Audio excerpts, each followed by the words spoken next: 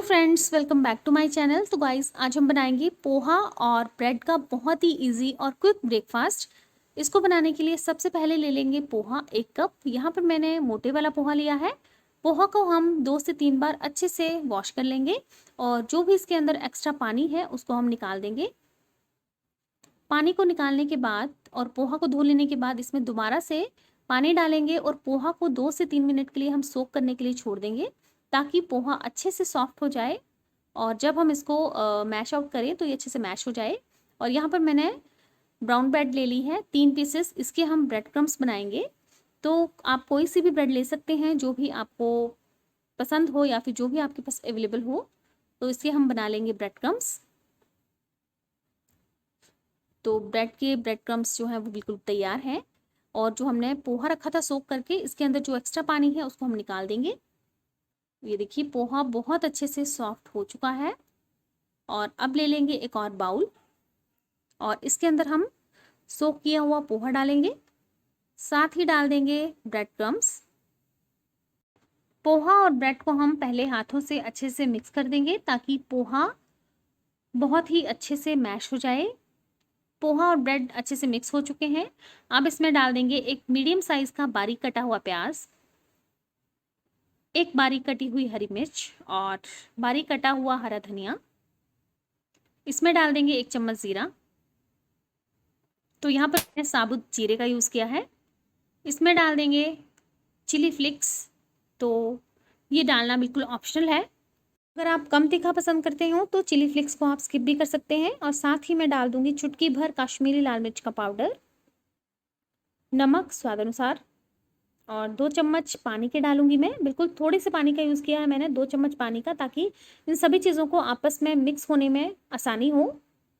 और साथ ही डाल देंगे चुटकी भर हींग। और आप यहाँ पर थोड़ा सा मीठा सोडा भी डाल सकते हैं, लगभग 1/4 टेबल स्पून, ताकि जो हमारा ब्रेकफास्ट है वो ऊपर से क्रिस्प हो और अंदर से सॉफ्ट रहे। तो जो डो है वो बिल्कुल तैयार है।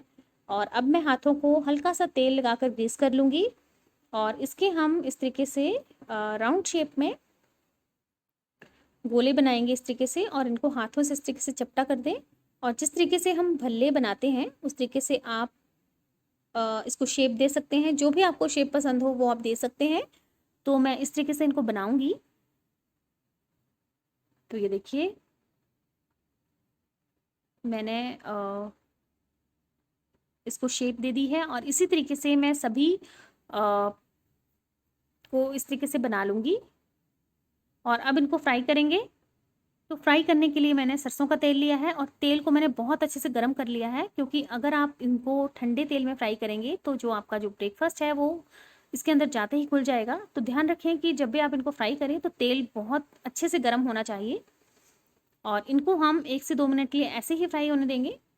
इनको हम बिल्कुल भी छेड़ेंगे नहीं जब तक कि इनके ऊपर हल्की सी क्रस्ट ना आ जाए।